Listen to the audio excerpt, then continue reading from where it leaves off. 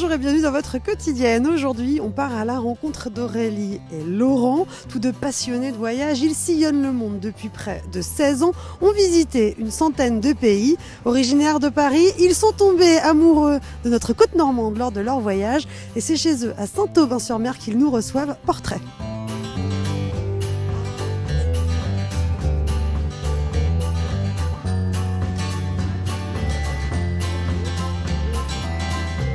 Laurent, bonjour. Bonjour. Merci de nous recevoir ici chez vous. Alors je le disais en préambule, vous êtes nos globetrotters normands. Vous n'êtes pas de normand d'origine. Peut-être on va commencer par comprendre comment vous êtes arrivé ici à Saint-Aubin-sur-Mer. Ouais, Aurélie et moi, on a grandi en région parisienne. Puisqu'en fait, on a cette activité de voyage depuis 2000, donc depuis 16 ans en fait. On avait pris comme base une maison en Bretagne. Et c'est vrai que c'était un petit peu loin de Paris. C'est vrai que nous, on a tous nos partenaires à Paris. Donc, on a voulu se rapprocher. En fait, on a découvert Saint-Aubin pendant le Tour de France à pied. On a dormi. On nous a prêté carrément une maison sur la digue. Et donc, on a passé une nuit ici. On est allé dîner au Bain des Mots. Et on a bien aimé ce coin-là. Donc, on s'est dit, bah tiens, on va se rapprocher de Paris. Et donc, on s'est installé ici. Vous êtes tombé amoureux de nos côtes normandes. Voilà, la côte de Nacre. Ouais. Alors, vous êtes rencontrés comment avec Aurélie, si c'est pas indiscret? Est-ce que c'est votre passion du voyage qui vous a rapprochés? Ouais, c'est exactement ça. En fait, moi, en 2005-2007, j'ai fait 6000 km à pied sur la Grande Route Inca, dans la Cordillère des Andes. Et on a sorti différents ouvrages, différents films. Et Aurélie, donc en 2008, et Aurélie a sorti, elle, un petit livre pour les enfants qui s'appelle L'IA au temps des Incas. Et voilà, exactement. Donc moi j'ai sorti ce livre-là et elle a sorti ce livre-là et je faisais une conférence à Paris et elle est venue avec son petit bouquin pour les enfants et on avait cette passion commune de la Cordillère des Andes, de l'Amérique latine et c'est comme ça qu'on s'est rencontrés quoi. Ben moi j'étais parisienne, petite parisienne, j'étais consultante en recrutement en finance, travaillant sur le boulevard Haussmann. Donc vraiment avec le petit attaché caisse qui va bien, le téléphone portable tout le temps collé à l'oreille et l'agenda rempli de rendez-vous clients. Quand j'ai vu la conférence de Laurent, je me suis dit mais enfin voilà, on parle de la même chose, on parle des Incas. Et on s'est rencontrés à la fin de cette conférence et ça a fait tilt. Voilà, et à partir de là, eh bien, on a gardé contact et le contact s'est développé.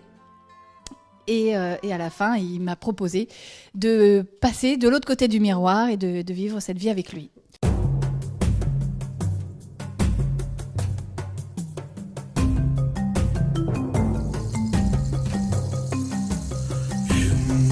Bon, en fait, j'étais un peu fasciné par les Tintins, par les Indiana Jones quand j'étais gamin, quoi. Voilà, un globe terrestre me fascinait, quoi. J'avais envie d'aller voir un peu comment les gens vivaient aux quatre coins du monde. Donc j'ai fait pendant mes études pas mal de choses en Asie en particulier. Moi, j'ai fait une école de commerce et en fait, j'ai fait tous mes stages pratiquement en Asie. Et ensuite, j'ai fait ma copée, puisque j'ai la génération, on faisait encore notre service militaire. J'ai fait ma copée à Bogota, après avoir fait 6 mois en autostop en toute l'Amérique latine avec un copain. Je suis complètement tombé red dingue de l'Amérique latine. Donc j'ai passé 1 an et demi à Bogota.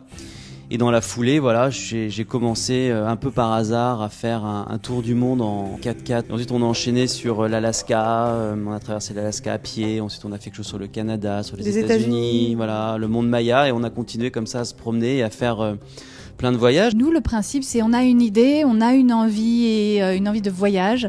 Et de ce voyage, eh bien, on en tire un film, des livres, des conférences, et puis des livres pour adultes, des livres pour enfants. Sur chaque aventure, on essaye vraiment d'avoir un album pour les enfants, un album de photos et un récit de voyage, quoi. Voilà, plus bien sûr les films pour les conférences et la télé, quoi.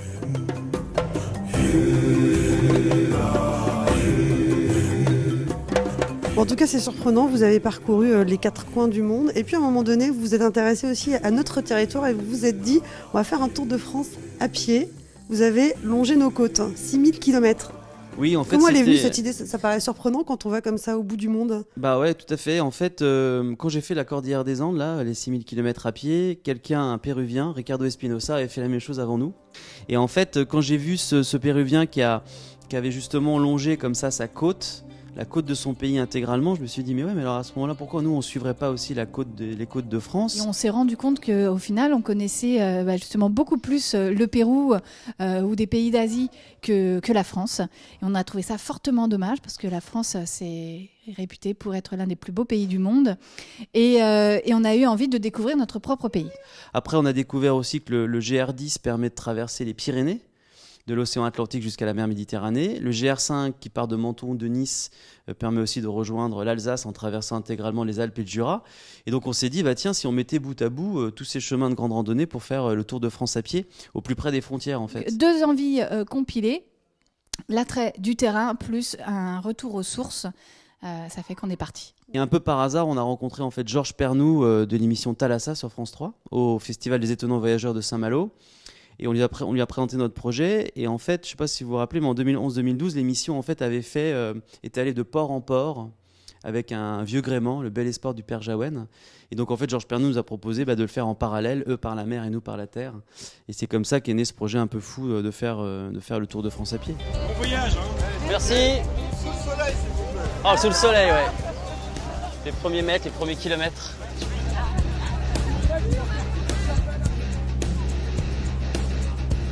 Et puis c'est vrai que on avait 2 concepts. On voulait vraiment ouvrir le plus possible l'aventure aux gens. Donc on pouvait venir nous géolocaliser et venir marcher avec nous. Donc on allait sur notre site internet et on savait en temps réel où on se situait. Vous avez marché pour une bonne cause aussi. Et on a marché pour une bonne cause au profit d'Handicap International. Et puis on pouvait aussi nous héberger, quoi. Donc on a eu plus de 600 propositions d'hébergement aux 4 coins de la France, quoi. Au début de l'aventure, on n'a pas eu du tout de proposition d'hébergement parce que personne ne connaissait le projet. Et donc on y allait en toquant chez les gens, un peu à la j'irai dormir chez vous. Mon ami et moi, on fait le Tour de France à pied. Et en fait, nos sacs à dos étant trop lourds, on est parti sans tente, sans sac de couchage. Donc tous les soirs, on dort chez l'habitant. On voulait savoir si on pouvait dormir chez vous. On s'est fait plus de 25 bornes dans la journée. On arrive de la frontière belge. Vous allez nous tuer? Pardon? Vous allez nous tuer? Vous avez Oh bah on a rien là, on a rien. Après on verra comment se passe la soirée. Mais Bah ouais, pourquoi pas, ouais.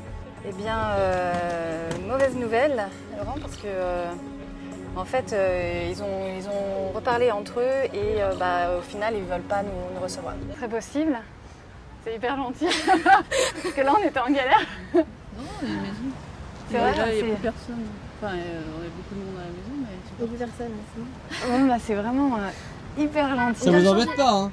Si, un peu, mais... Et on a été très surpris de voir que les portes sont ouvertes.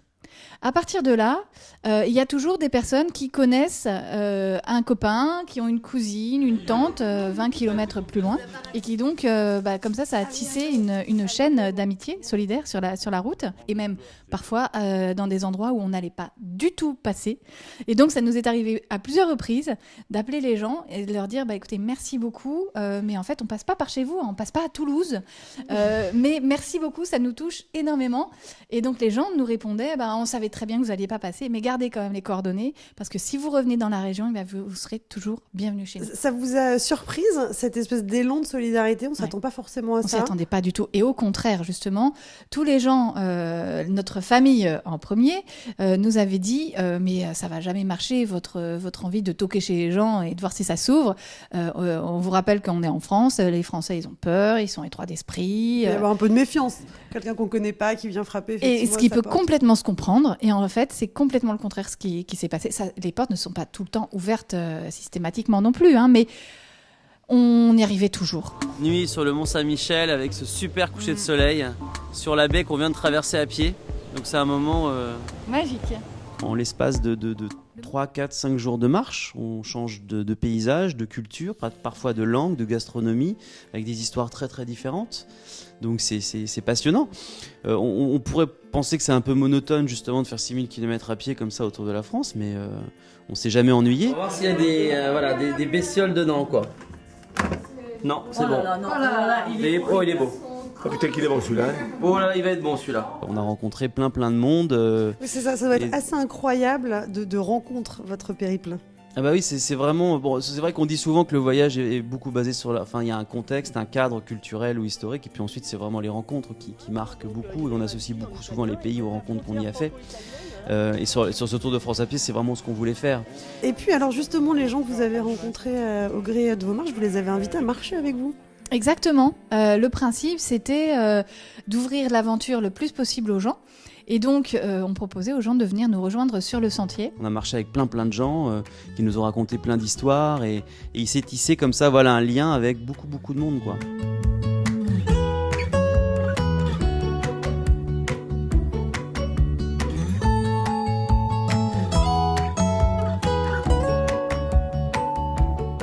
Bon, vous le disiez tout à l'heure, vous avez réussi à compiler plusieurs choses, que votre goût de l'aventure, votre envie de voyage, et cette marche, vous l'avez fait pour une bonne cause, puisque vous avez marché pour Handicap International. Comment est-ce que ça s'est fait ? Ça, c'était un point qui était très important. En fait, on n'avait pas envie de vivre cette aventure justement tout seul dans notre bulle.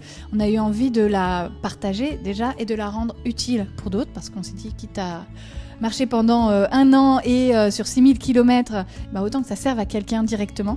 Et donc, on a pensé à Handicap International parce que on s'est dit que nous, on a la chance de pouvoir marcher, d'aller où on veut. C'est pas le cas de tout le monde. Et donc, leur cause nous a beaucoup touchés. Vous avez marché pour ceux qui ne peuvent pas le faire. Exactement, marcher pour ceux qui ne peuvent pas marcher. Je pense que je mangerai jamais plus un Mont d'Or de la même manière, maintenant que j'ai vu d'où venait le petit morceau de bois qui était autour. Moi, j'étais habitué à ces marches au long cours, Aurélie moins, donc on a commencé tout doucement. Et puis on est monté crescendo. On a commencé à 8, 10, 12, 15 et au final, à la fin, on était à 30-35 km par jour systématiquement. Mais là, on était bien rodés. On était vraiment main dans la main, avec 10 kilos sur le dos, pas de facture, pas de contraintes, ouvert sur la France et ouvert sur les gens, et ça a été un moment fantastique. Ouais. Nous marchons à présent plein sud et rejoignons les plages immenses et sauvages d'Aquitaine. De l'autre côté des dunes se trouve la forêt des Landes, la plus grande forêt de France, avec près d'1 million d'hectares de superficie. En tout cas, toutes vos aventures, on le disait tout à l'heure, on peut les retrouver via un livre photo. Là, le Tour de France à pied, 6000 km. Ça, c'est le Tour de France à pied chez Glénat qu'on a sorti. Donc ça, c'est les plus beaux clichés des frontières de la France. Il y a un autre livre. On a sorti aussi ce récit de voyage avec le magazine Géo qui s'appelle Bienvenue chez vous. Avec les anecdotes les plus marquantes, les plus croustillantes de notre voyage autour de la France. Parce qu'il s'est passé effectivement plein de choses. Et puis il y a le voilà, puis bien sûr le DVD. Le DVD et puis le livre pour les enfants. La France en sac à dos. Voilà, où les enfants de manière assez ludique peuvent découvrir à travers notre aventure les différentes régions de France, les différents terroirs. Et puis une petite anecdote, puisque quand vous avez démarré, ou en tout cas pendant votre Tour de France à pied, je crois que vous avez demandé Aurélie en mariage. Les jours de départ, c'est fiancé symboliquement, oui. J'en parle pas pour être trop curieuse, mais parce que de là est né un autre projet, Just Married, qui est plutôt rigolo. Parce que suite à ça, vous vous êtes dit, on va repartir voir ce qui se passe un peu partout dans le monde concernant le mariage. Ouais, exactement. Et là, on est dans un rickshaw et on part pour notre premier jour en Inde, au Taj Mahal. Le Taj Mahal. Le Taj Mahal, qui est quand même le plus grand bâtiment construit par amour dans le monde. Donc on pouvait difficilement commencer Just Married Inde sans aller visiter le Taj Mahal. On voulait faire une série sur les mariages du monde, parce que c'est vrai que dans tous nos voyages, on a souvent été invités à des mariages, et c'est souvent des espèces de concentrés de culture assez étonnants. Et donc on a proposé ça à France O et France 5, France Télévisions, quoi. Et donc on a fait toute une série sur les mariages du monde. Ouais. Et en fait l'idée c'est ça, c'est nous on a envie de se marier mais on ne sait pas comment. Donc on va voir autour du monde comment les gens se marient. Avec l'idée de se dire à la fin de la série, on se mariera nous-mêmes et puis on invitera probablement tous ces mariés à notre mariage, quoi. Donc l'idée c'est d'aller voir sur tous les continents, au cœur des cultures complètement différentes et de religions différentes, pour voir comment ça se passe et surtout qu'est-ce que ça va changer dans la vie de ces hommes et de ces femmes et quelle est la dimension qu'ils apportent au mariage. Donc on a fait des mariages assez fous, un mariage princier en Inde avec le Maharaja sur son éléphant, suivi par des chameaux, des chevaux, 3000 invités, enfin un truc de fou. Dans les rues de Pâle, la fête bat son plein. Le village entier défile avec le prince.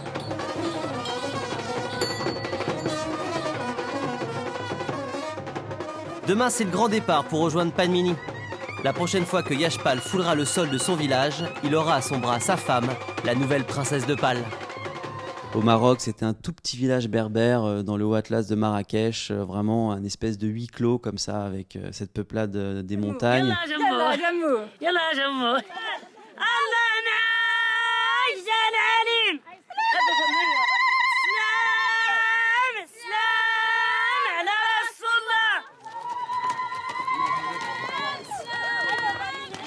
Au Pérou, on en a profité, on était dans la grande vallée de l'Urubamba, enfin dans la région de Cusco, et on était en plein milieu des cérémonies de la Vierge de la Nativité, en fait.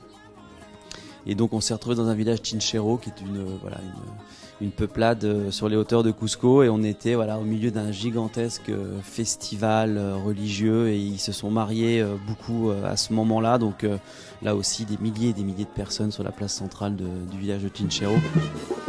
J'accompagne Richard et tout son groupe de danseurs jusqu'à l'église où ils amènent l'effigie de la Vierge de la Nativité. Pendant ce temps, Jenny continue de se préparer. Bon, alors en tout cas, vous avez fait ensuite une pause parce que vous n'êtes peut-être pas mariés, mais vous avez une petite fille, Oui. Eva, et alors elle, vous lui avez transmis cette passion du voyage, en tout cas vous l'avez embarquée dans vos aventures, et vous avez fait le tour des îles. Voilà, parce qu'en fait, sur le Tour de France à pied, on nous demandait régulièrement, mais alors, est-ce que vous êtes allé en Corse, vous êtes allé à Oléron, à Chausey, etc. Et on leur disait, non, nous, on se contente vraiment de la frontière. Et a germé dans notre tête l'idée de se dire qu'on pourrait faire en deuxième volet les îles de France à pied. Et justement, donc on l'a fait l'année dernière et ça s'y prêtait bien avec un enfant.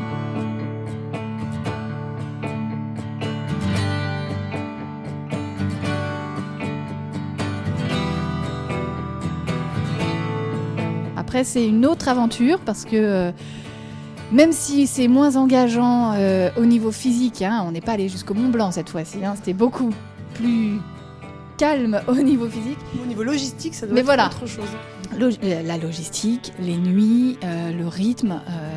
Là, c'est plus vous qui imposez votre rythme, c'est l'enfant qui impose son rythme à votre marche. C'est sûr que c'est complètement différent. Donc on a fait 43 îles, on a fait un peu moins de 1500 km à pied. En combien de temps ? En 6 mois. On essayait de partir après la sieste, quoi. Donc on faisait 3, 4, 5 heures de marche, souvent dans le courant de l'après-midi après la sieste. Et puis Eva a découvert plein de mots à travers ce voyage au final. Et donc par exemple, les premiers mots, ça a été l'eau, le bateau, le soleil et tous les bonbons. Oui, oui, mais ça, à mon avis, c'est tous les enfants.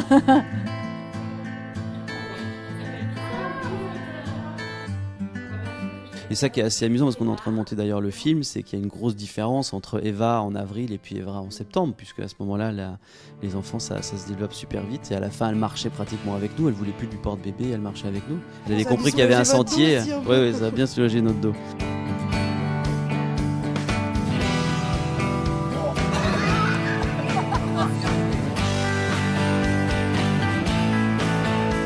L'idée, c'était surtout d'essayer de l'animer, quoi, avec ce qu'il y avait autour, parce qu'elle voulait souvent descendre du porte-bébé. Et si elle descendait du porte-bébé, on n'avançait plus du tout, quoi, parce qu'elle s'arrêtait au moindre caillou, à la moindre fleur, à la moindre...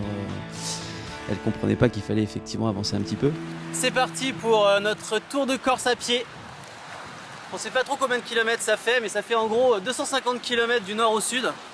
Donc je pense qu'on va faire un total de 700 à 800 km tout autour de la Corse, quoi. Bon, ça aussi, vous en avez tiré un livre pour enfants. C'est un vrai travail collectif, c'est un travail familial, ce livre. Oui, enfin c'est surtout Aurélie qui l'a écrit et moi qui me suis occupé de tout ce qui est photo, illustration, etc. Et puis on s'est beaucoup inspiré aussi d'Eva, quoi. De Eva ce qu'elle a découvert. qu'on peut voir qu'elle est très contente de se montrer, c'est rigolo, c'est mignon. Ouais, elle est rigolote, elle a découvert que voilà, c'était le film. Effectivement, vous étiez 2 et puis là, maintenant, vous êtes 3. Voilà, exactement.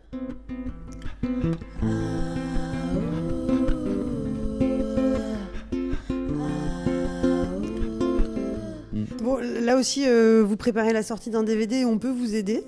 Pour ça, on va passer un petit message aussi. Vous faites appel au financement participatif. On fait appel au financement participatif sur KissKissBankBank. On a commencé il y a 2 semaines. On en est déjà à 42% de l'objectif. Donc on espère atteindre les 100%. Donc voilà, et puis il y a plein de contreparties super sympas, puisque quand vous donnez 20, 30, 40 ou 50 euros, vous recevez les livres que vous souhaitez, les DVD, etc. Donc, et puis pour les 100 premiers donateurs, on offre aussi justement le coffret des mariages du monde. Donc voilà, non, ça marche bien, le financement participatif, c'est une première pour nous. Et voilà, on espère atteindre notre objectif. Donc n'hésitez pas à aller sur KissKissBankBank et Tour de France à pied des îles, les îles de France à pied. que vous avez fait une pause dans vos voyages depuis le mois de septembre. Vous êtes rentrée. Enfin, une pause qui n'est pas vraiment de tout repos parce que c'est l'arrivée d'un deuxième bébé. Hein. C'est exactement ça. Voilà, donc... Semi-pause, on dit. C'est une semi-pause, mais peut-être encore plus fatigante au final que le fait de marcher sur 6000 km. Voilà, ça nous a donné le temps d'avoir un deuxième. Des années de voyage, j'ai envie de dire, quel bilan est-ce que vous tirez de ces différentes aventures que vous avez vécues avec Laurent ? Bah déjà, pour moi, la première idée, c'est que je regrette pas du tout d'avoir changé de vie, parce que c'était un véritable pari. Et aujourd'hui, j'ai complètement envie de continuer dans cette voie-là, et on a cette chance-là de pouvoir le faire ensemble et en famille maintenant. Bon, et puis on peut aller regarder sur votre site internet, puisque vous donnez un certain nombre de conférences pendant lesquelles vous partagez justement ce que vous avez vécu pendant vos voyages. Donc n'hésitez pas à aller le consulter pour vous y rendre. On a fait 120 conférences cette année entre septembre et avril, et on est revenu ici effectivement il y a 2 mois. Si l'un de nos téléspectateurs se disait « Moi aussi demain, j'ai envie de partir à l'aventure », quel conseil est-ce que vous lui donneriez ? D'y aller, de se lancer. Et c'est tout, pas trop réfléchir, d'assurer ses arrières quand même, mais faut se lancer. Un peu d'audace et c'est faisable, c'est ça ? C'est ça, bon. C'est le maître mot, audace. Ouais. Eh ben, merci beaucoup en tout cas Aurélie. Merci.